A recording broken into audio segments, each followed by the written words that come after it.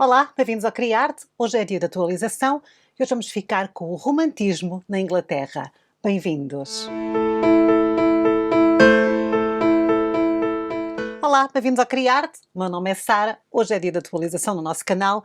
Hoje vamos voltar a falar de História da Arte. Vamos para a playlist de História da Arte. Nós ultimamente no nosso canal temos falado acerca do romantismo. Falámos acerca do romantismo alemão, foi onde ele começou, onde começaram também os nossos vídeos. Fizemos uma paragem em Espanha para falar só um bocadinho do Goya e depois mergulhámos na França. Temos estado a falar ultimamente e durante estes últimos tempos acerca do romantismo francês. Hoje vamos sair da Europa continental, vamos para as Ilhas Britânicas e vamos falar acerca do romantismo inglês. Toda a gente lhe chama romantismo inglês, apesar de eu ir falar de algumas pessoas que não são de Inglaterra, são da Irlanda, são suíços. Acho que, não sei se vou falar neste vídeo dos anglo-americanos, mas a verdade é que fala-se de romantismo inglês porque foram todos para Londres, que fica em Inglaterra, e porque Londres e este cenário campestre da Inglaterra acabou por ser muito importante nestes pintores. Então, eles são chamados de românticos ingleses. Vamos então começar. O nosso vídeo hoje vai ter 3 partes. Vou falar dos grandes nomes, vai ser assim, vou falar de muita gente de forma breve. Depois, se quiserem que eu faça vídeos onde eu me vou alongar mais acerca de vários pintores, podem deixar nos comentários que eu vou fazer. Mas hoje vamos falar da Inglaterra. Nós estamos no século XIX, já tinha acontecido a Revolução Industrial, já tinha acontecido a Revolução Social em França, portanto já tinha acontecido a Revolução Francesa. As ideias da liberdade estavam no auge, havia muita gente a lutar contra a ideia da escravatura também. E a Inglaterra do século XIX era uma Inglaterra de contrastes. Contrastes entre as pessoas das cidades que tinham vindo para a cidade para trabalhar nas fábricas, graças à Revolução Industrial, e das pessoas do campo. E o romantismo, que vocês já sabem, porque já viram os outros vídeos, tem a ver com o interior e tem a ver com os pintores sentirem que esta nova ideia de industrialização estava a alienar o homem. Portanto, as pessoas pensavam num bem comum, no bem geral e não num bem pessoal.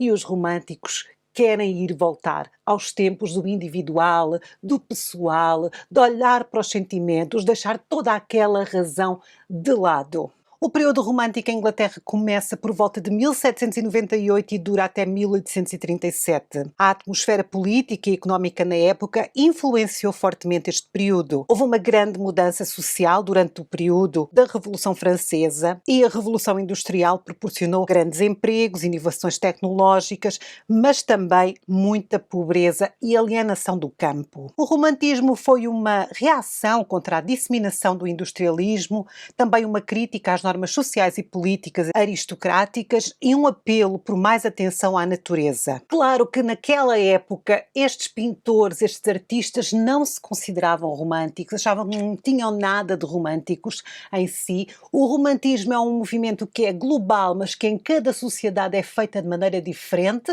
porque respeita a cultura de cada sociedade. E só mais tarde, na época vitoriana, é que estes pintores foram nomeados de românticos. Mas como surge esta vaga do romantismo em Inglaterra? Surge com uma pessoa, Robert Burns. Este é considerado o pioneiro do movimento romântico. Embora a sua morte seja em 1796, o que procede àquilo que muitos consideram o início formal do romantismo, o seu lirismo, a sua sinceridade, marcam-no como um escritor romântico primitivo. Vocês sabem que o movimento romântico vem da literatura. Os primeiros grandes românticos surgiram na literatura e depois as outras artes foram atrás. Depois veio a arquitetura, depois veio a pintura, depois veio a escultura, mas o movimento romântico é muito importante para a literatura. As obras de Robert Burns são notáveis, como por exemplo o Auld Lang Syne, uma obra de 1788, e o Tom o Chanter, de 1791. Burns inspirou muitos dos escritores durante o período romântico. Portanto, foi ele que começou esta vaga, mas nós aqui no Criarte olhamos para a arte plástica. Olhamos para a pintura romântica. E nós vamos dividir o vídeo em 3 partes, já vos disse. No início fazemos então os primeiros românticos, como o romantismo surgiu. Na segunda parte, aqueles românticos consolidados que tem muito a ver com a pintura de paisagens, e no final vamos falar daquele que é provavelmente o maior romântico inglês de todos os tempos e um outro que já está ali no final. Ok? Vamos então começar o romantismo em Inglaterra.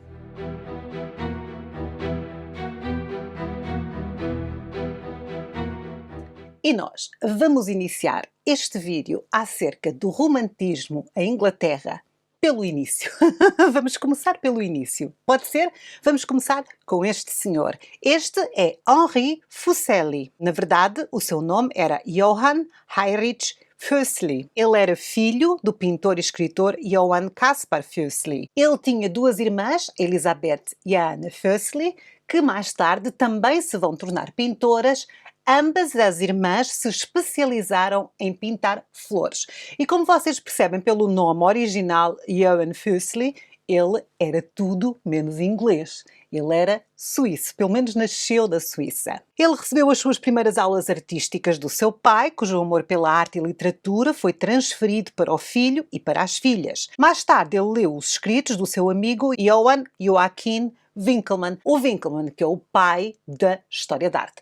Temos muitos vídeos em que falamos de Winckelmann, mas aquele que me deu assim mais prazer gravar foi o vídeo sobre a cor, o branco.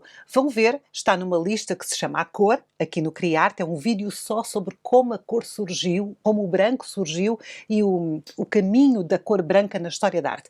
Vão ver que eu falo muito de Winckelmann. Apesar de ter lido o Winckelmann, o Fuseli, vamos lhe chamar assim, não partilhava de muitas das opiniões do seu colega, achando os limites impostos pela arte clássica muito restritivos e chatos. Fuseli, ou Fuseli, em inglês, estudou teologia e adquiriu um bom conhecimento das línguas antigas e novas, sendo influenciado por Johann Jakob Bodmer, que lhe ensinou as obras de Homer, de Dante e de William Shakespeare e também de John Milton. Em 1761, ele tornou-se um pastor protestante, foi ordenado pastor protestante e depois vai trabalhar para uma igreja em Zurique. Portanto, ele era acima de tudo um homem de fé. Era um pastor da igreja protestante. É assim, e vivia na Suíça, agora estava em Zurique. É assim um perfil um bocadinho diferente, não é? Em Zurique, ele trabalhava em panfletos com um amigo que se chamava Landvogt von Gröningen, que era um refugiado político. Como nunca fica bem a igreja e a política se misturarem, o Fuseli foi castigado. Ele durante uns tempos não podia exercer lá na sua igreja. Durante estes tempos, ele decidiu pintar. Ele tinha uma enorme paixão pela pintura. Lembram-se, o pai dele era uma pessoa que apreciava a arte. Para além de ele ter encontrado a sua vocação religiosa e de pintar, ele também era muito erudito. Ele traduzia as obras de Shakespeare de inglês para alemão.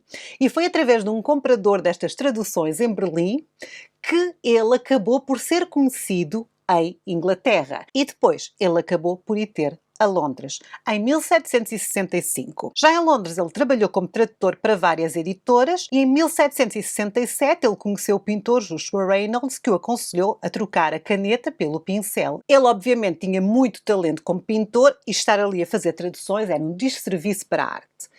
Mas ele achava que tinha que ter uma educação mais formal. Então, vai para Roma. Em 1770, Fuseli vai para Roma. Esta cidade vai ser de grande importância na sua formação. Aqui, além das antiguidades, ele estuda principalmente as obras de Michelangelo. Quando ele voltou para Londres em 1779, ele já era um artista celebrado ao lado de Reynolds e de Benjamin West. Já falámos de ambos quando falámos do último período que foi o neoclassicismo em Inglaterra. Em 1788, Henry Fuseli foi admitido na Royal Academy of Arts e em 88 ele casou-se com Madame Rollins e eles mudaram-se para a Queen Anne Street, número 72. Em 1790, Fuseli apresentou a sua pintura a óleo que estamos a ver agora, Thor combate a serpente de Midgard. Ele apresentou esta obra à Royal Academy e esta foi aceita. A Academia ficou tão satisfeita com esta obra que o convidou para ser professor de pintura, um cargo que ele acabou por desempenhar com muito orgulho até 1825. Ao longo dos seus anos de ensino, ele continuou a realizar vários trabalhos de pintura e vários escritos também sobre a pintura. Uma das suas obras mais inspiradoras é esta, e esta obra é uma inspiração para os próprios românticos que vêm depois. Ela foi realizada em 1781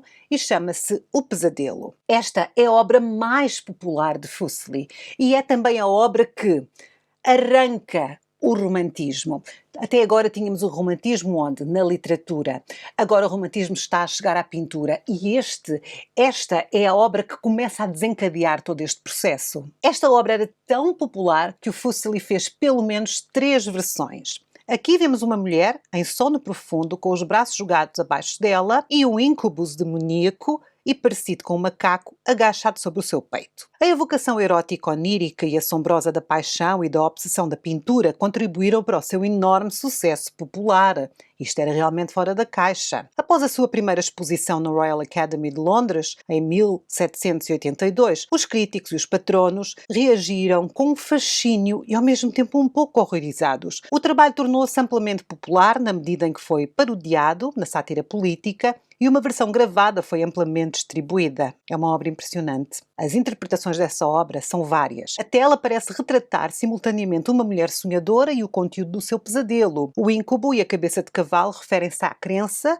e ao folclore sobre os pesadelos, mas foram atribuídos significados mais específicos por alguns teóricos. Os críticos contemporâneos ficaram surpresos com a sexualidade aberta da pintura. Sono e sonhos eram assuntos comuns para Henry Fuseli, embora o pesadelo seja único entre as suas pinturas pela sua falta de referência a termos literários ou a termos religiosos. Vocês olhem para esta obra e lembram-se, ele era um pastor. De acordo com o crítico de arte Nicholas Powell, a pose da mulher pode derivar da Ariadne, do Vaticano, e o estilo do íncubus da figura de Selinunte, um sítio arqueológico na Sicília. Na verdade, na Inglaterra de 1800 eram muito populares os contos de mulheres que eram visitadas durante a noite pelo diabo, uma ideia muito gótica e romântica ao mesmo tempo. No entanto, a história aqui contada pelo artista pode ser mais real e mais pessoal. Nas costas da tela está um retrato de Anna Landholt, a mulher por quem Fuseli estava apaixonado, mas que friamente recusara a sua proposta de casamento. O erotismo, com apontamentos de medo e um pouco de sadismo, pode muito bem refletir uma paixão frustrada do artista. Esta obra é muito mais do que parece. Eu fiz uma análise muito breve, vou só falar desta obra em relação a este autor, porque é ela que dá, então, o início. Estão a ver? Ainda se estava a vir a ver em Inglaterra aquele período de neoclassicismo. É um neoclassicismo racional e muito diferente do francês, mas é neoclassicismo. E agora chega esta obra para baralhar tudo. De um pintor que não é comum, surge uma obra também pouco comum. O Fuseli acabou por falecer a 16 de abril de 1825 de doença desconhecida. Os médicos na altura não conseguiram nomear uma doença precisa. Para a história e para o romantismo, Fuseli deixou uma obra muito inspirada em fontes literárias e imagens com muita violência, tragédia e fantasia. Como professor na British Academy of Arts, ele ensinou e inspirou toda uma geração de artistas, incluindo Constable, que foi seu aluno e que nós vamos falar lá mais para a frente neste vídeo. Estamos a ver algumas das suas obras mais interessantes. Eu gosto muito desta, O Silêncio. É uma obra muito, muito diferente e uma obra que realmente já prevê o início do romantismo. O primeiro pintor já está. Vamos falar de mais um, também aqui ainda do período, do início do romantismo. É um pintor muito difícil de enquadrar porque ele é muito, muito original. Aliás, o romantismo inglês dá-nos pintores extremamente originais. Eles estão todos agrupados no romantismo, mas o romantismo não tem a ver com o estilo, tem a ver com a forma como se encara a arte, com este transpor do interno para o externo. Então, ele também é romântico e, para além de ser pintor, ele é muito conhecido na literatura. Estou a falar de William Blake. Toda a gente já ouviu falar, pelo menos, da poesia maravilhosa de William Blake, mas ele também é uma figura-chave da pintura romântica. Ele foi um poeta, um pintor e um gravador. Infelizmente, este é um daqueles casos que ele não foi reconhecido em vida. O seu gênio não foi reconhecido, o seu gênio na pintura não foi reconhecido. Ele era talvez demasiado original para aquelas cabecinhas da época. No entanto, na história da arte, Blake tornou-se uma figura incontornável da poesia, da arte e da pintura, em especial da era romântica. Blake viveu em Londres toda a sua vida e produziu uma coleção diversificada e simbolicamente rica de obras que abraçavam a imaginação. Embora na sua época o Blake fosse considerado um absoluto louco, ele era considerado um lunático, um louco, ninguém levava a sério, ele mais tarde vai ser reconhecido pelo seu misticismo, pela sua originalidade, pela sua forma diferente de ver as coisas. Existe uma filosofia mística dentro do seu trabalho que é muito interessante de se analisar. As suas pinturas e poesia foram caracterizadas como parte do movimento romântico como pré-romântico. E é muito engraçado porque nós vimos um primeiro pré-romântico que era um pastor e agora estamos a falar de William Blake, que era abertamente hostil a qualquer forma de instituição de oração. Ele não gostava de igrejas. Igrejas, ele não tinha nada contra a fé. Ele não tinha nada contra quem acredita e no que é que se acredita. Ele também acreditava, mas ele era contra as instituições organizadas. Ele era contra a igreja. E claro que foi muito influenciado pela Revolução Francesa e pela Revolução nas Américas. Apesar das influências conhecidas, a singularidade do trabalho de Blake torna-o muito difícil de classificar. Um estudioso do século XIX, William Michael Rossetti, caracterizou-o como um homem não antecipado por antecessores, nem para ser classificado com contemporâneos, nem para ser substituído por sucessores conhecidos ou facilmente subíveis. Ele era casado, ele tinha uma esposa, chamava-se Catherine, e a Catherine é muito importante na obra de William Blake porque eles colaboravam. Temos aqui um trabalho artístico de colaboração. Ela foi fundamental na criação dos seus livros. Catherine trabalhou como gravadora e colorista também para o seu trabalho visual. Por quase 45 anos ela foi a pessoa que viveu e trabalhou mais perto de William Blake, permitindo que ele realizasse inúmeros projetos impossíveis sem a sua ajuda. Catherine era uma artista e impressora por direito próprio. Acima de tudo, Blake sempre acreditou que a imaginação devia controlar a capacidade humana da compreensão. Estão a perceber? Ele achava que era mais importante imaginar do que perceber as coisas. Ele acreditava mais no misticismo do que na realidade dos factos. Eu acho fascinante, fascinante e completamente diferente. Estamos a falar em século XIX. A sua pintura e a sua escrita não podem ser completamente compreendidas uma sem a outra e refletem a sua tentativa de conciliar a imaginação com o ideal da experiência humana e, acima de tudo, o que ele queria fazer era conciliar a ideia do divino. Vocês estão a ver a complexidade. O movimento romântico é um movimento difícil. Eu sei, não é fácil de perceber as coisas. Não existe uma relação estética entre todos os intervenientes. As coisas vêm de dentro. Esta ideia da divindade está presente em quase todos os países que estão a aderir ao romantismo. Lembram-se que na Alemanha o divino estava na natureza. Aqui o divino está no misticismo.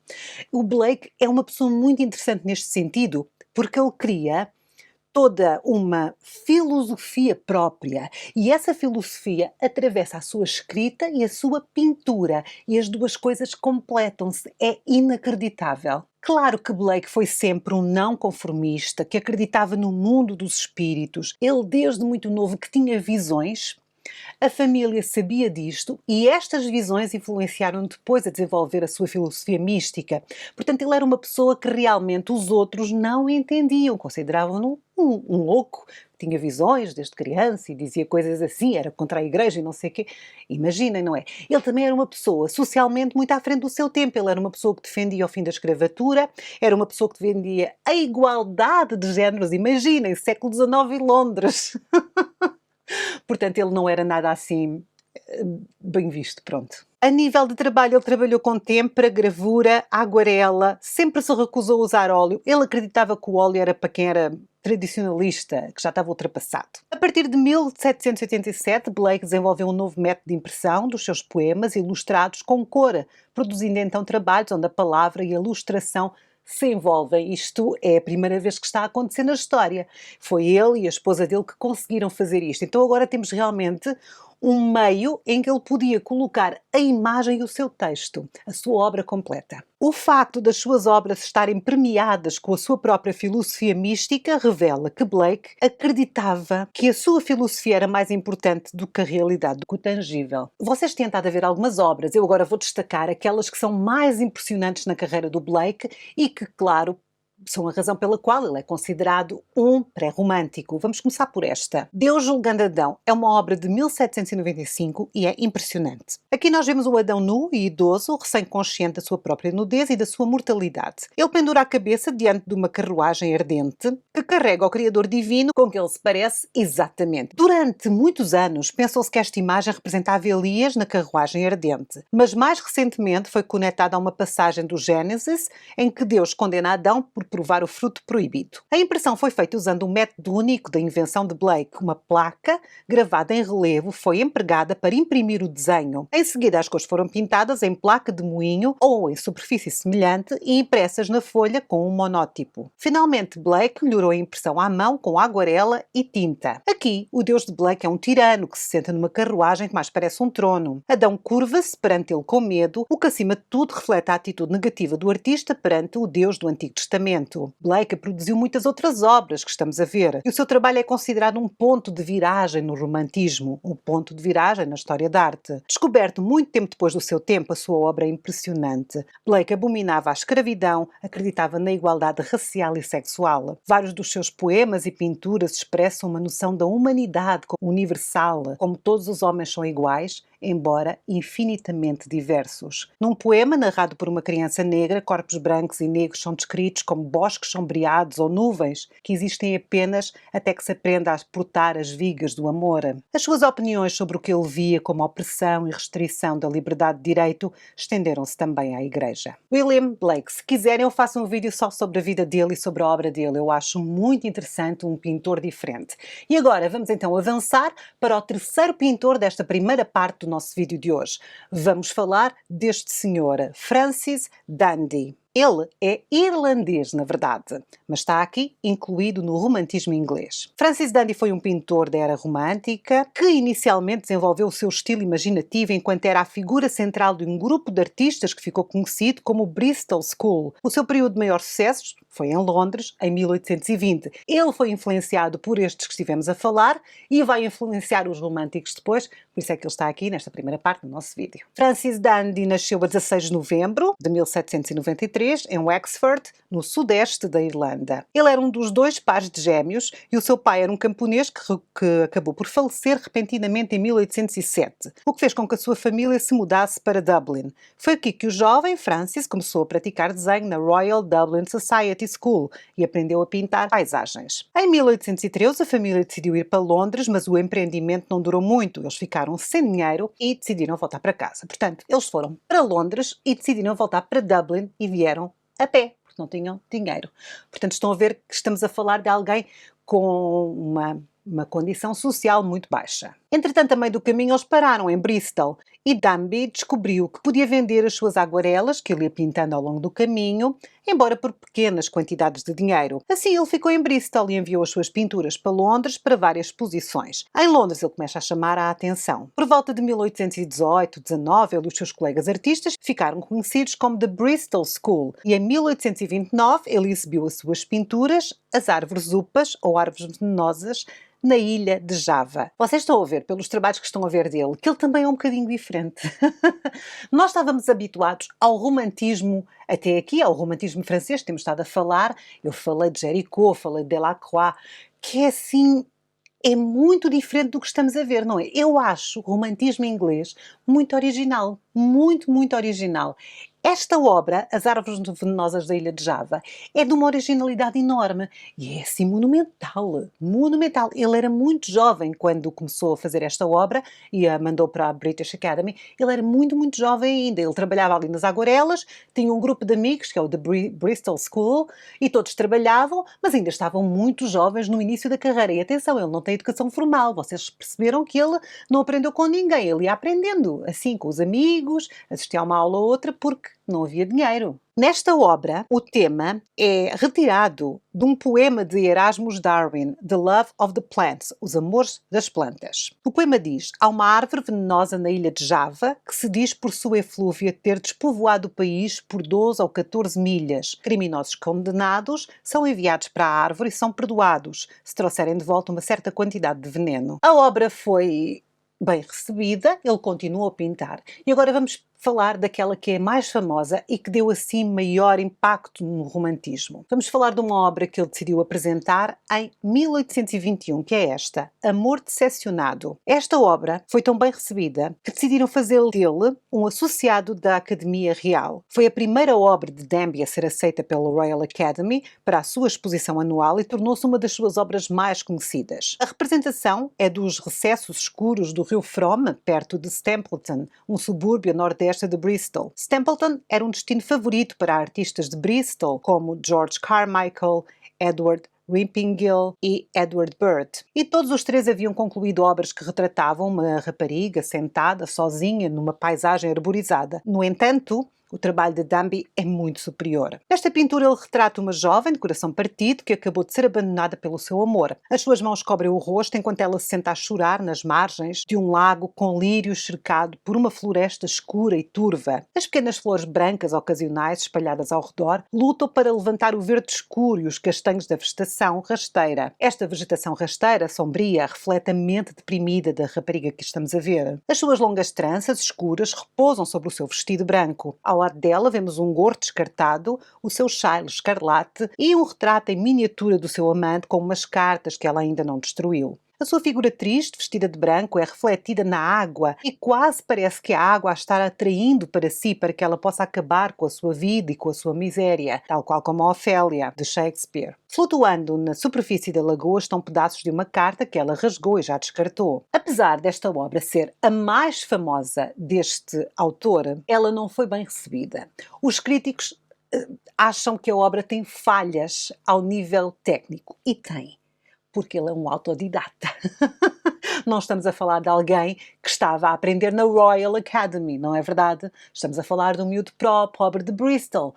Mas, apesar disso, apesar dela ter algumas falhas e ter sido assim um bocadinho despromovida pela crítica, a obra tornou-se muito popular. Esta obra de Dombey explora um popular tema do romantismo, a melancolia. Esta mulher está em sofrimento. Apesar das críticas, o Dombey não desistiu, ele tinha algum reconhecimento do público, se bem que não tinha da crítica, mas tinha do público, e ele decidiu continuar a trabalhar. E ele faz esta obra, a abertura do sexto selo. Na verdade, quando ele fez esta obra, ele deixou Bristol e foi para Londres em 1824, exibiu esta obra e ela acabou por receber um prémio de 200 guinéus do The British Institution. É uma obra também muito imponente. A nível pessoal, a sua vida particular não corria lá muito bem. Ele era casado, era um senhor casado, e a sua esposa era uma pessoa muito sociável, conhecia todos os seus amigos pintores e um dia deixou para viver com um amigo seu que era pintor. Ele ficou com muito desgosto e foi-se embora, saiu de Londres, foi para a Suíça e foi para Paris, andou por ali, assim, a pensar na sua vida. Ele por 10 anos morou perto do Lago de Genebra e só voltou para a Inglaterra em 1840, onde exibiu esta obra que estamos a ver, O Dilúvio. Esta, sim, foi uma obra de grande sucesso, tanto do público quanto da crítica, e colocou-o firmemente de volta entre os artistas mais populares de Inglaterra. Ele viveu os seus últimos anos em Exmouth, em Devon, onde acabou por falecer em 1861. Junto com John Martin e com Turner, Dombey é considerado um dos principais artistas britânicos do período romântico. Nada mal para quem nem sequer tinha uma educação formal. As suas obras são assim gigantescas, são imponentes, mesmo quando não são grandes em tamanho, são obras que causam um certo impacto no público. E esta foi, então, a primeira parte do nosso vídeo, onde nós entramos devagarinho no romantismo.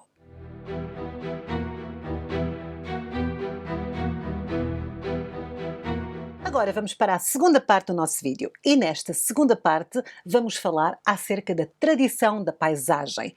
Em Inglaterra, a paisagem é considerada assim muito bem. Ao contrário do academicismo francês que coloca a paisagem lá embaixo, na Inglaterra não. Ela era arte de primeira. E existe uma grande escola de paisagem. E o movimento romântico produz das paisagens mais bonitas da arte inglesa. Agora vamos conhecer então os três grandes nomes do romantismo inglês que se destacam bastante na paisagem.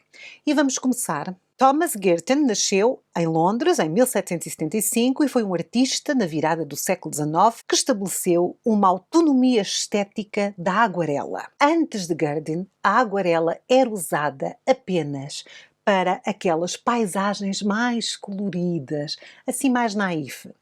E ele vem mudar as coisas. Ele emprega esta tinta mais aguada, mais transparente, para evocar um novo senso de espaço atmosférico. Thomas Girton nasceu em Southwark, em Londres, e era filho de um rico artesão especializado em pincéis. O seu pai morreu quando ele era criança e a sua mãe então casou-se com o Sr. Vaughan, um desenhista modelo. Girton era uma pessoa com muito talento para a pintura. A sua família percebeu e começou logo a ensiná-lo desde muito pequenino. E ele foi aprender com um professor que o odiava de paixão. Odiava, assim, uma força do ódio. Uma coisa impressionante. Era a oficina de Dice. Ele esteve lá 7 anos. 7 anos em que todos estes anos foram recheados de sarilhos e brigas entre o mestre e o aprendiz. Foi de tal forma o ódio que depois de Girton morrer, o seu antigo professor dizia mal dele no funeral. Após a sua morte, escrevia com desdém da sua obra, portanto eles não se suportavam. Depois dele sair da oficina deste senhor que não o suportava, e ainda em adolescente, ele teve um melhor amigo que é muito importante, porque também é um romântico assim muito conhecido, que é o Turner. O jovem Turner e o jovem Girton eram amigos e foram contratados para colorir impressões e aguarelas e assim nasceu uma grande amizade que durou toda a vida. Girton expôs na Royal Academy a partir de 1794. Os seus esboços e desenhos arquitetónicos e topográficos estabeleceram a sua reputação, em especial o uso da aguarela para paisagem, sendo que lhe é atribuída a primeira pintura romântica de paisagem.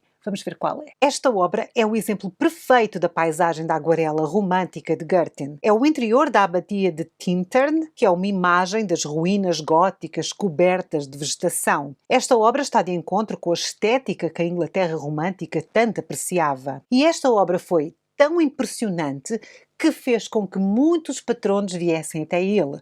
Patronos e admiradores. Isto vendia muito bem. As pessoas gostavam destas ruínas. Isto é assim, as ruínas góticas, este ambiente assim com vegetação. Tudo isto é extremamente romântico. As pessoas adoram isto. E assim muita gente influente começou a apoiar Girton, como a Lady Sutherland e o colecionador de arte Sir George Beaumont. Em 1800, Girton casou-se com Mary Ann, uma jovem de 16 anos, filha de um rico ourives da cidade, e estabeleceu uma casa em St. George Row. Em 1801, ele começou a sofrer um pouco com a sua saúde e então era convidado para as casas de campo para recuperar, para as casas de campo dos seus patronos. E ali ele pintava, ele pegava nas suas aguarelas, ia fazendo paisagens e aproveitava para vender ao dono da casa. Ele ia ganhando a vida assim. No final de 1801, início de 1802, Girton passou 5 meses e meio em Paris, onde pintou, mais uma vez, aguarelas de paisagem. A obra pictórica de Girton destaca-se pelo seu tratamento naturalista da luz e atmosfera urbana.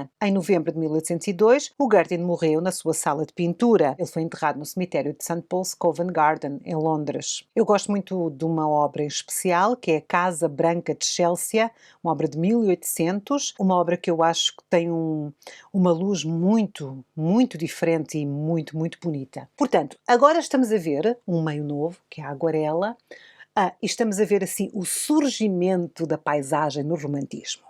Ele surgiu com Girton, mas agora vamos falar de outro pintor que desenvolveu muito a paisagem. Vamos falar de John Martin. Este é um dos maiores nomes do romantismo inglês. Ele foi um pintor, um gravador e um ilustrador. Ele é celebrado até hoje pelas suas pinturas tipicamente vastas e dramáticas, de temas religiosos e composições fantásticas, povoadas com figuras minúsculas colocadas em paisagens imponentes. As pinturas de Martin e as gravuras depois feitas a partir destas pinturas tiveram grande sucesso com o público. Na verdade, ele era conhecido como o pintor mais popular da sua época. Martin nasceu em julho de 1789, numa casa de campo, em Heidenbridge. Ele era o quarto filho do seu pai, que era um ex-mestre da esgrima. O pai quis muito que ele desse seguimento ao negócio de família, então colocou-o para aprender esgrima consigo. No entanto, também o colocou a fazer pintura heráldica. E foi esta a sua formação que depois o acabaria para levar para o mundo das artes e não para o mundo do desporto, desporto, se bem que a esgrima nesta altura não era propriamente um desporto, era mais uma forma de defesa pessoal. Apesar dele adorar a pintura heráldica, o aprendizado não durou muito por falta de dinheiro da família. Ele mudou-se para Londres em 1806, onde se casou aos 19 anos, e para se sustentar ele dava aulas de desenho, aguarelas, porcelana e vidro. Era um homem extremamente ocupado. Mas, quando tinha tempo livre, ele estudava arquitetura e perspectiva. Ele queria muito vencer na vida, a verdade era essa. Em 1810, ele envia a sua primeira pintura a óleo para a Royal Academy e esta não foi rejeitada, mas também ninguém a pendurou. No ano seguinte ele insistiu e a pintura foi finalmente apresentada. Depois desta obra ser apresentada, ele produziu uma sucessão de grandes pinturas a óleo, algumas paisagens, mas mais geralmente grandes temas bíblicos inspirados no Antigo Testamento. Na verdade, o que ele pintava eram obras que estavam na moda, obras que eram facilmente podiam ser vendidas. Mas em 1812 ele vai pintar uma obra que vai mudar completamente a sua vida. Ele vai pintar Sadak em busca das águas do esquecimento. Esta obra foi ignorada. Ela foi apresentada no salão do Royal Academy, mas foi ignorada. O artista pegou na obra e voltou com a obra para casa. Chegou a casa, recebeu uma mensagem, uma carta de William Manning. E este queria comprar a obra. Na verdade, o Manning era uma pessoa muito influente em Londres e este patrocínio impulsionou a carreira de Martin. Infelizmente, quando ele estava aqui no auge da sua carreira, tudo para, porque ele no mesmo ano perdeu o pai, o avô e o filho. Foi assim um choque muito grande, ele ficou arrasado e a sua produção começou a baixar. No entanto, em 1817 ele volta a pintar e pinta uma obra que destaca o seu nome na paisagem romântica, O Bardo, a sua obra mais famosa. Esta é uma obra que ilustra um poema de Thomas Gray, que descreve a destruição dos bardos galeses pelo rei Eduardo I de Inglaterra. Aqui vemos o último bardo sobrevivente a amaldiçoar os ingleses antes de se lançar para a sua morte. Após esta obra, Martin volta mais uma vez a sentir muita inspiração e começa a pintar e o seu estilo começa a amadurecer. As grandes pinturas de Martin estavam intimamente ligadas a dioramas ou panoramas contemporâneos, acontecimentos populares nos quais grandes panos pintados eram exibidos e animados, mais ou menos cinema, digamos assim. Entre 1827 e 1828, Martin afasta-se da pintura para se envolver em planos de engenharia, em muitas invenções. Ele desenvolveu um fascínio por resolver os problemas da água e dos esgotos de Londres.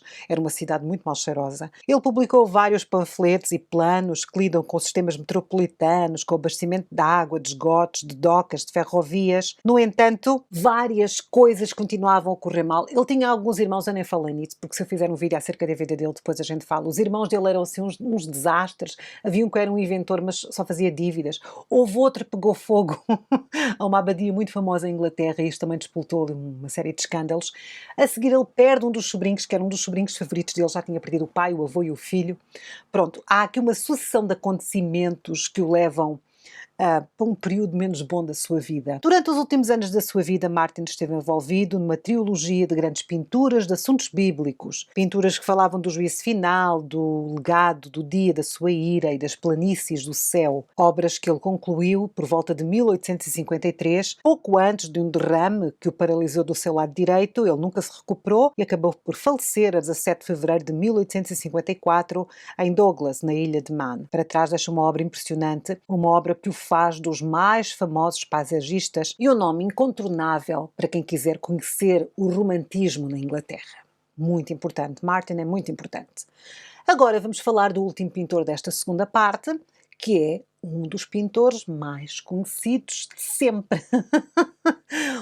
Pois é, vamos falar dele. Vamos falar de Constable. Vamos falar de John Constable, o mais conhecido pintor de paisagens românticas inglesas. Constable foi uma figura importantíssima na pintura da paisagem inglesa no início do século XIX. Ele é conhecido por suas pinturas do interior inglês, particularmente aquelas que representam o seu vale nativo do rio Stour, uma área que ficou conhecida como o País Contestável, onde nasceu John Constable. Na verdade, ele era rico, era filho de um rico moleiro e comerciante. Possui uma casa substancial e uma pequena fazenda. Constable foi criado numa pequena vila em Suffolk. Esta sua atmosfera rural e esta sua infância idílica, rica no campo, foi algo que foi depois absorvido pelas suas telas, pelo seu trabalho. Muito desta calma, muito desta vida pacata do interior da Inglaterra, o Constable traduziu na sua obra. Quando olhamos para ela, fazemos essa leitura. Constable deveria entrar nos negócios do seu pai, mas depois de conhecer o famoso antiquário e colecionador de arte, o Sir George Beaumont, em 1795, ele acaba por se inspirar a estudar arte. Em 1799, entrou na Royal Academy, com o pai a ter assim alguma dificuldade em aprovar, mas aprovou. Pronto, lá disse, está bem, vai lá. Dentro do Royal Academy, ele obviamente se apaixona pela paisagem, não era o que estava mais na moda na altura, não era o que era mais ensinado, mas foi aquilo com que ele ganhou mais afinidade. Ele tinha um interesse particular, não pelos assuntos históricos, mas pela paisagem. Em 1802, Constable recusou a estabilidade de um cargo como mestre de desenho numa academia militar para poder continuar a pintar paisagens e para estudar a natureza no interior da Inglaterra. E foi realmente em 1802 que pela primeira vez ele exibiu as suas paisagens inglesas na Royal Academy e não houve assim grande resposta. Passaram perfeitamente ao lado. Aquilo era tudo muito idealizado para o gosto da época. As pessoas estavam mais numas coisas mais dramáticas, mais românticas, as melancolias, os misticismos.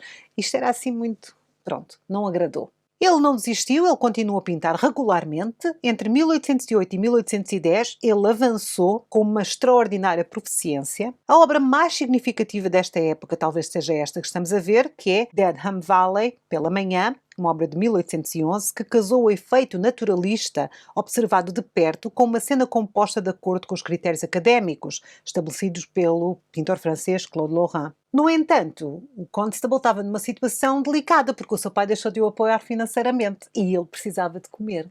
É assim, ele era pintor de paisagens. Se as paisagens não se vendiam, o rapaz não comia e os pintores também precisam de comida. Nem só de arte vive o estômago. Para piorar tudo, e como ele estava numa situação de pouco dinheiro, ele ainda se apaixona. Não é que apaixonar-se seja um problema. O problema era que os pais da rapariga, que era a Mary, não achavam graça nenhuma a vir agora aqui um pobre pedir a sua filha em casamento. Ele precisava de melhorar a sua situação financeira para ser um grande artista e para poder casar. Para melhorar um pouco a situação, ele pintava sem parar. Deste período surgem estas obras lindíssimas. Uma das mais bonitas é esta, que é o Flatford Mill, cena num rio navegável. Aqui Constable exibiu notável precisão de toque e exatidão na descrição. A sua iconografia era tradicional e celebrava o contínuo e a estabilidade da vida no campo inglês. Constable alcançou esta estabilidade agridoce própria quando, após a morte do pai, em 1816, ele vai herdar algum dinheiro e pode finalmente pedir a Mary em casamento. Portanto, não é que ele tenha melhorado as vendas. Ele recebeu foi um patrimóniozinho lá do pai. E assim a família do noivo lá o deixou casar. As obras dele, vocês lembram-se no início que eu expliquei que o romantismo inglês é um movimento que se opõe muito à Revolução Industrial, à industrialização, à rapidez da vida moderna, que era a vida da Revolução Industrial, pós-Revolução Industrial. Este olhar para trás, olhar para a vida idílica no campo, para a simplicidade do campo, é exatamente isso. É uma forma romântica de protestar. Esta cena no rio navegável tem qualquer coisa de aconchegante, não é? Era assim que a vida era. Em 1817, Constable foi para Londres. Depois de casar, teve um pequeno filho, o John. Para conseguir manter agora a sua pequena família, ele começou a pintar em grande escala. Um dos exemplos é esta obra, uma das mais famosas de Constable, O Cavalo Branco. Ele mostrou esta obra em 1819, numa exposição na Royal Academy, e ela atraiu muita atenção do público e levou também à aprovação da crítica, o que ajudou a John Constable tornar-se um associado da Royal Academy. Nesta altura também se acabou a sua vida em Londres, porque a sua jovem esposa, a Mary, começou a dar sinais de que estava com tuberculose, que era uma doença fatal na altura, e ele acabou por mudar a sua jovem esposa e o seu filho para o interior da Inglaterra. Então ele vai realmente viver nestas cenas que ele gostava de pintar. Em 1819 ele muda-se do norte de Londres para Hampstead. Ali Constable começa a pintar o que o rodeava e nesta altura também ele começa a olhar para o céu. Ele gostava muito de pintar céus e ele pinta céus de uma maneira maravilhosa. Muito pouca gente na história da arte pinta céus mais bonitos que John Constable. Os seus estudos de nuvens são únicos, capturando as qualidades momentâneas de céus mutáveis e documentando com precisão os fenómenos meteorológicos com os quais ele estava familiarizado. Este céu nebuloso com tempestade ao pôr do sol é magnífico. Convido-vos a irem conhecer as nuvens de Constable. Vou deixar um link aqui para o Royal Academy, onde podem ver várias. São maravilhosas. Em 1824, as coisas começam perceptivelmente a mudar. As superfícies de tinta de Constable estavam a tornar-se cada vez mais fraturadas, comunicando efeitos ópticos que evocam a experiência física na natureza. Estas qualidades, além de um uso cada vez mais vibrante e mais luminoso da cor, levaram muitos erroneamente a ver o seu trabalho como um precursor do impressionismo. Na sua obra, conforme Constable vai amadurecendo, as coisas deixam de ser tão exatas. Ele não está a pintar um local exato, ele pinta um local abstrato. Isto é fascinante. Ao longo da década de 1820, os críticos elogiaram o seu trabalho e o Constable vendeu muitas pinturas. Ele alcançou sucesso internacional em 1824 com esta obra, The Wei Wen, que foi exibida no Salão de Paris, onde ganhou a medalha de ouro, que foi concebida pelo rei francês. Esta obra é famosíssima. É tão famosa ao ponto dos meus pais terem uma. Obviamente que é uma cópia. Meus pais já iam jamais ter dinheiro para ter um Constable original na sala. Mas tem uma cópia. Uma boa cópia, por acaso. Meu pai está sempre a dizer, foi caríssimo. Compraram quando se casaram. E ela está na minha sala. E eu lembro-me desde que era pequenina de olhar, porque é muito pormenorizada. A obra é muito bonita. É muito pormenorizada. Eu não fazia ideia que era o Constable. Quando descobri quem era, também achei que era rica. Uau, tenho um Constable em casa. Mas é uma obra internacionalmente famosa que de certeza muitos dos vossos pais também têm em casa. É ou não é? Se não sabiam, é uma pintura romântica inglesa, de um dos maiores pintores românticos ingleses de sempre. A partir desta altura, o Constable diversificou a sua produção. Finalmente era celebrado como um grande pintor, aquilo que toda a sua vida lutou para fazer, conseguiu. Ele era considerado um grande pintor de paisagens, era um romântico, sem saber, porque não lhe davam esse nome, e agora ele então produzia muito. Infelizmente, logo depois disto, a sua esposa, por quem ele foi apaixonado toda a sua vida, faleceu. Foi em 1828 e isto levou Constable para um lugar muito sombrio na sua vida. A crítica também começou a atacar nesta altura. A crítica nunca foi muito fã de Constable, vamos ser honestos. Nunca gostaram muito. E agora diziam que ele estava ultrapassado. Se eles soubessem que tantos anos depois, em pleno 2000 e troca o passo, ele estava lá na casa dos meus pais. Durante este período, os seus estudos da natureza reverteram do óleo para a aguarela e para o desenho, e ele exibiu uma fascinante variedade de trabalhos, como por exemplo este, a Catedral de Salisbury, em Meadows. Constable criou esta pintura, que citou motivos do seu renomado Wei Wen, enquanto a agitação pela reforma parlamentar contra a Igreja deixou conservadores como ele muito ansiosos. Havia mudanças na sociedade, havia muita agitação, havia reforma parlamentar contra a Igreja e tudo isso deixou pessoas mais conservadoras, como o próprio Constable, muito ansiosas. Este pânico que ele sentiu talvez esteja incorporado nas mudanças dramáticas da escala da pintura. A carroça parece enorme ao lado das casas, que é ofuscada pela catedral iminente, que fica simbolicamente firme, envolta num arco-íris diante de céus tempestuosos. Constable foi um pintor significativo durante um período em que a paisagem era o género dominante na arte britânica. A sua obra é única. Ele geralmente não escolhia pintar lugares populares entre o público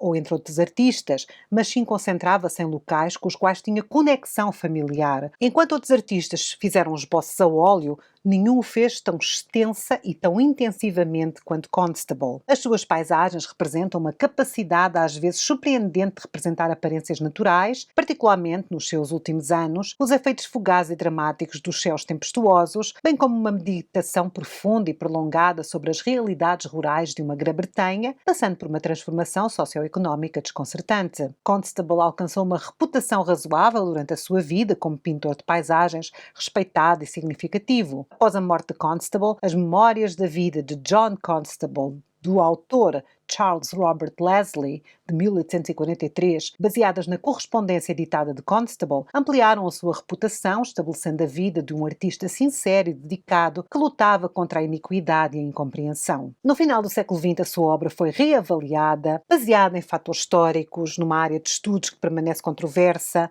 porque muita gente o associa ao impressionismo e isto não tem nada a ver uma coisa com a outra. Enquanto alguns tentaram recolocar as paisagens de Constable dentro do seu contexto contemporâneo e sugeriram que as suas obras de arte complexas têm muitas vezes um conteúdo profundamente político, outros preferem vê-las como incorporando aquela coisa que nós dizemos que é a inglesidade, ou seja, ninguém pinta paisagens inglesas como Constable. Ninguém nos faz sentir a Inglaterra como Constable.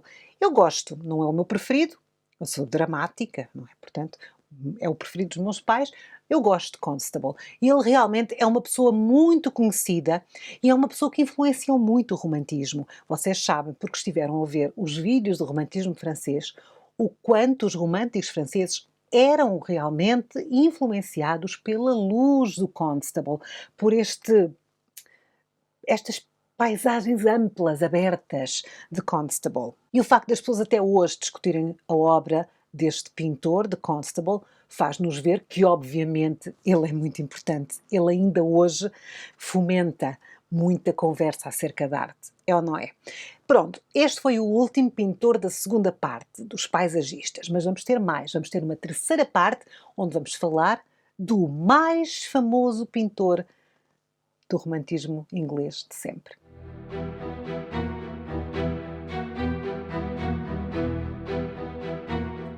Nesta terceira e última parte do nosso vídeo vamos falar de dois pintores. Vamos falar daquele que pode ser considerado ali o último dos românticos ingleses desta época, porque há os revivalismos, o romantismo continua até hoje. E vamos falar, primeiro, daquele que é talvez o pintor mais famoso do romantismo inglês e, sem dúvida, um dos melhores pintores ingleses de todo o sempre. Vamos falar de Turner. William Turner, o maior pintor romântico inglês do século XIX. William Turner era filho de um barbeiro. Aos 10 anos, ele foi enviado para morar com um tio em Brentford, Middlesex, onde frequentou a escola. Desde sempre que ele foi muito ligado à pintura. Eu vou falar da vida dele por alto, porque este homem é assim, ele produziu imenso e viveu muita coisa. Se quiserem, depois eu faço um vídeo acerca da vida dele, podem deixar nos comentários. Então nós vamos ser assim mais rápidos. Vamos falar mais da sua obra do que da sua vida, ok? Pronto, ele sempre mostrou muita apetência para a pintura e para o desenho. E desde sempre foi muito ligado ao mundo da arte.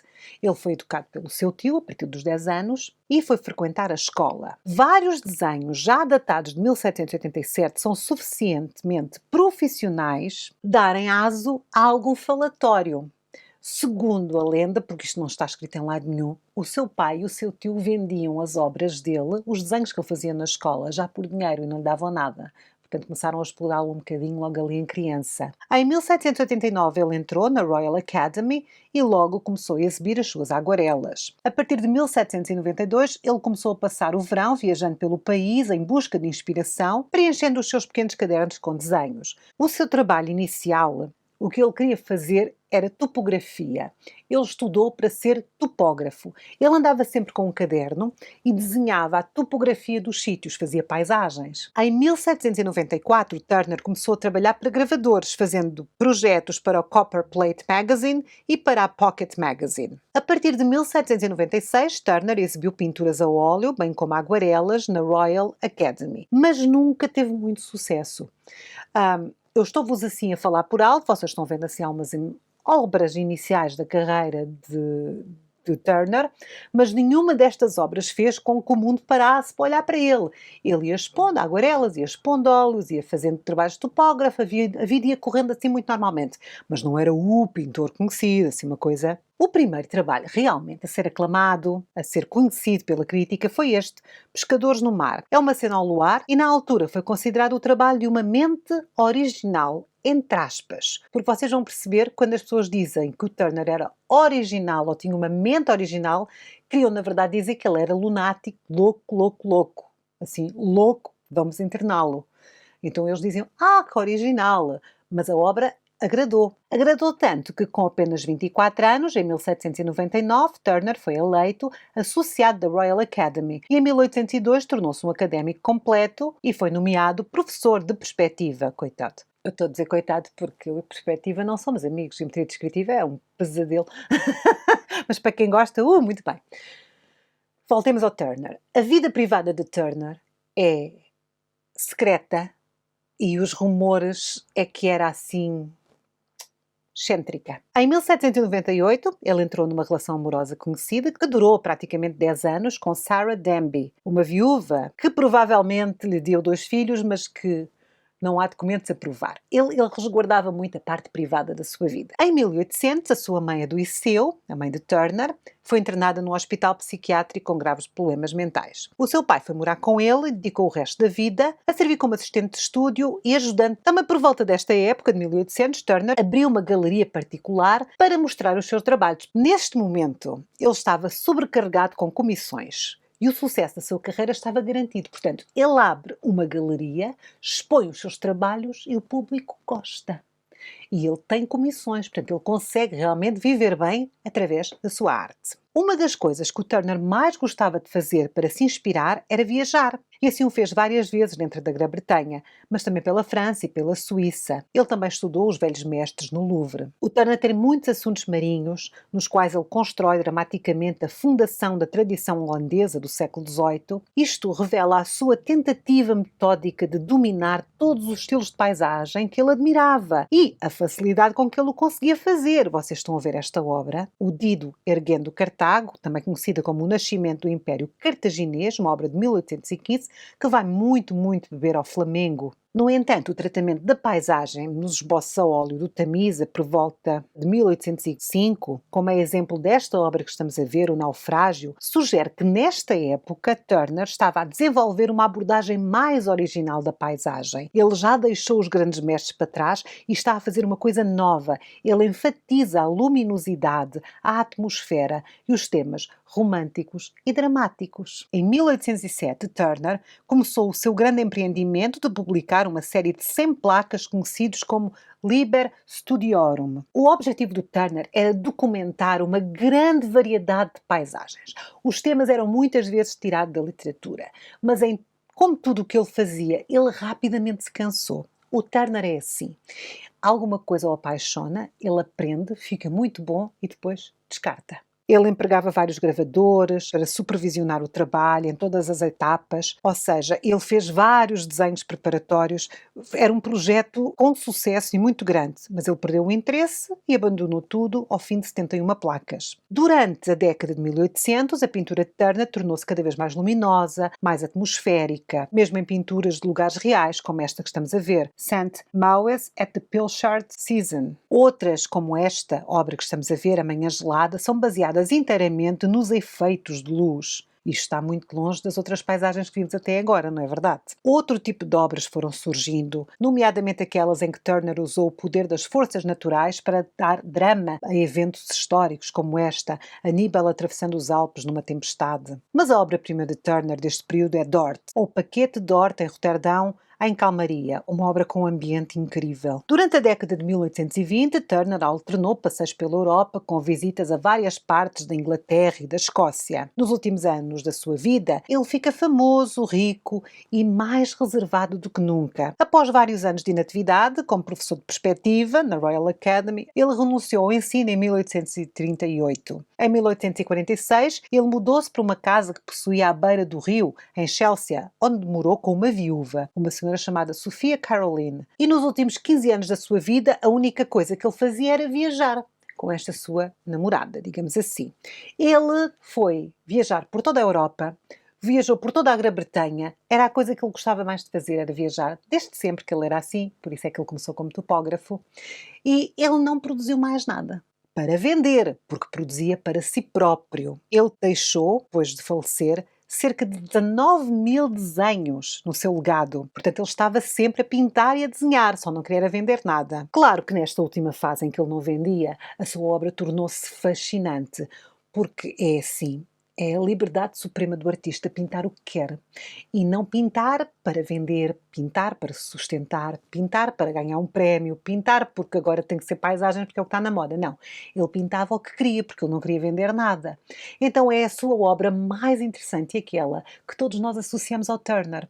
E aquela que realmente torna um romantismo inglês tão fascinante. Agora, nos últimos 15 anos da sua vida, as pinturas e desenhos de Turner são diferentes. Já não nos mostram a observação mais precisa dos detalhes arquitetónicos e naturais. Nos seus trabalhos, agora, esta precisão é sacrificada ao efeito geral da cor e da luz, com um traço mais indefinido. A sua composição tende a tornar-se mais fluida, sugerindo movimento, sugerindo espaço. Algumas das suas pinturas são meras notações de cor, num fundo branco, como é o exemplo desta que temos estado a ver, o Castelo de Norham. Esta obra é fascinante, é uma paisagem romântica, é aquilo que nós associamos a Turner. Estas abstrações coloridas são muitas vezes muito mais apreciadas agora no século XXI do que o eram no século XIX.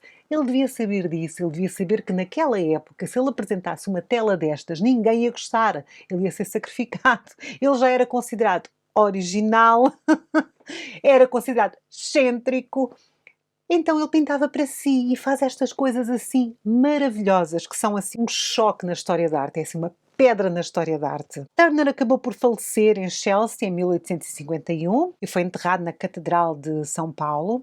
Turner foi talvez o maior paisagista do século XIX, embora criado nas tradições académicas do século XVIII. Ele acabou por se tornar um pioneiro no estudo da luz, da cor e da atmosfera. Ele antecipou os impressionistas franceses ao quebrar fórmulas convencionais de representação, mas ao contrário deles, ele acreditava que as suas obras deveriam sempre expressar temas históricos, mitológicos ou literários, ou temas narrativos significativos. Mesmo sem figuras, as suas obras tardias são expressões de assuntos importantes, a relação do homem com o seu ambiente, o poder da natureza manifestado no terror das tempestades ou na beneficência do sol. No início do século XIX, Turner foi fortemente criticado por críticos conservadores pelas suas composições dinâmicas e cores de alto nível. No final da sua vida, embora os seus temas e aguarelas acabassem por atrair alguns compradores, a sua preocupação com os efeitos atmosféricos desenvolveu-se num uso de linhas que se desviavam da tendência do gosto pelo realismo, pelo alto acabamento. Assim, ele não estava preocupado com a sua popularidade e não estava preocupado em vender a sua obra. A crescente reputação de Turner na segunda metade do século XIX foi, de facto, em parte devido ao crítico de arte inglês John Ruskin, que publicou a primeira parte de Modern Painters em 1843 para provar a superioridade de Turner e para exaltar a sua interpretação precisa da aparência natural. No século XX, uma nova apreciação das qualidades abstratas das composições coloridas e tardias de Turner fortaleceu o seu status como um dos pintores mais inovadores e tecnicamente mais talentosos do século. Turner é, assim, um ponto de viragem. Por isso é que dizem, mas ele ainda vai dar de beber aos impressionistas, ele é abstrato. Ele não é abstrato, ele não é impressionista, nem pós-impressionista, nem é pré-rafaelista, nem nada disso.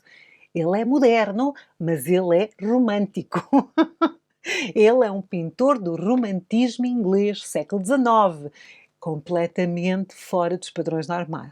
Eu gosto muito da fase tardia. São três. Mas da fase tardia gosto muito. Ele é realmente diferente. Nós olhamos para uma obra destas e faz-nos sentir qualquer coisa cá dentro, não é? E são lindíssimas. O trabalho de luz é assim, Turner, o seu ambiente atmosférico, realmente as pessoas ligam-no ao impressionismo porque os impressionistas olharam para ele e ficaram.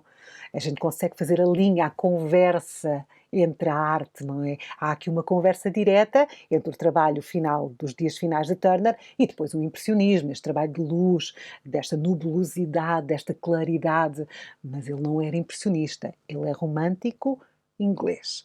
E agora vamos terminar o nosso vídeo com o último nome. Só falta este, é assim dos últimos. Vamos lá então. O vídeo está longo, eu sei. Eu estou cansadíssima de estar aqui a falar, porque o vídeo editado que vocês estão a ver é uma coisa, eu levo 3 horas a falar e depois tenho que cortar. Enfim, vamos agora falar de Samuel Palmer. Foi um pintor inglês e gravador de paisagens visionárias e foi discípulo de William Blake. O seu pai era um alfarrabista que encorajou sempre o filho a tornar-se um grande pintor. Em 1819 ele já havia exibido pequenos estudos de paisagem na Royal Academy. As obras dele que sobreviveram não são muitas. A sua obra sofreu aqui. Aliás, é mais um pintor que eu gostava de fazer um vídeo de biografia, porque é fascinante. Mais um assim fora de série, fora da caixa. Poucas obras sobreviveram, houve ali uma grande confusão com os seus familiares, enfim, mas as que sobreviveram são de um nível incrível. Até 1819 são obras mais convencionais. A partir daí, nem tanto. A partir de 1821 nota-se uma profunda mudança no pensamento do pintor, talvez relacionada à sua conversão à fé batista ou talvez devido à sua descoberta da arte medieval. Num caderno de esboços de sua autoria, do ano de 1824, que está no Museu Britânico, já mostra elementos do seu estilo visionário. Ele gostava de uma representação mística, mas precisa da natureza, numa intensidade religiosa transbordante, unida para uma recriação vívida das convenções pastorais. Em outubro de 1824, ele conhece William Blake, que já falámos nele ali na primeira parte do nosso vídeo.